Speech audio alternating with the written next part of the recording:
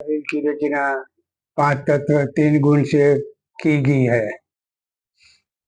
तो आकाश, पृथ्वी, वायु, जल, तेज, ये 5 तत्व से शरीर बना है। उसकी हमने बात पहले वीडियो में कर दी। अब 3 रजोगुण, सतोगुण, तमोगुण, वो भी उससे भी रचना हुई है। जो रजोगुण है वो ये सब धन दौलत, जमीन जायदाद, ये जो कुटुंब परिवार, ये सब पौधे फल खाने का चीजें, वो सब रजोगुण में है। तो ये हमें भवबंधन के लिए उधर खींच जाती है, भवबंधन की तरफ, 84 की तरफ हमें ले जाती है, बंधन में डालती है। तो ये रजोगुण है। और इसके बाद सतोगुण है।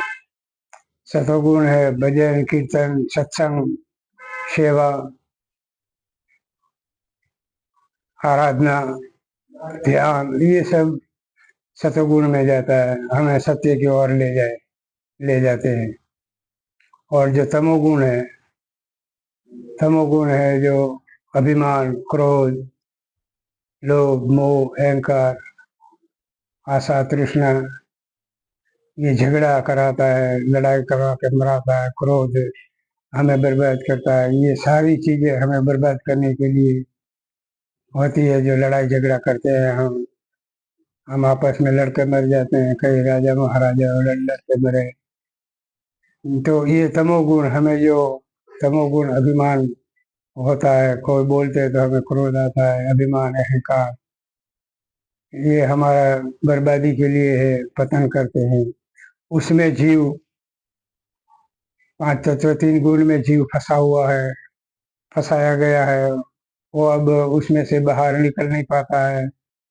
तो ये गुरु के ज्ञान बिना ये निकल नहीं सकता, उसकी जानकारी बिना निकल नहीं सकता। तो ज्ञान बिना मुक्ति नहीं है। तो ज्ञान कोई समझने को कोई तैयार नहीं है, सत्संग में कोई तैयार नहीं है, बातें कहते हैं तो कोई मानने को तैयार नहीं है। फिर 84 में चले जाते हैं, पशु पक्षियों में चले जाते हैं। ज्ञान बिना तो मुक्ति नहीं है। तो ज्ञान सुनते नहीं कि भाई असली हकीकत क्या है, कैसे हुआ था, कैसे हम भवबंधन में आ गए, कैसे हम 84 में आ गए।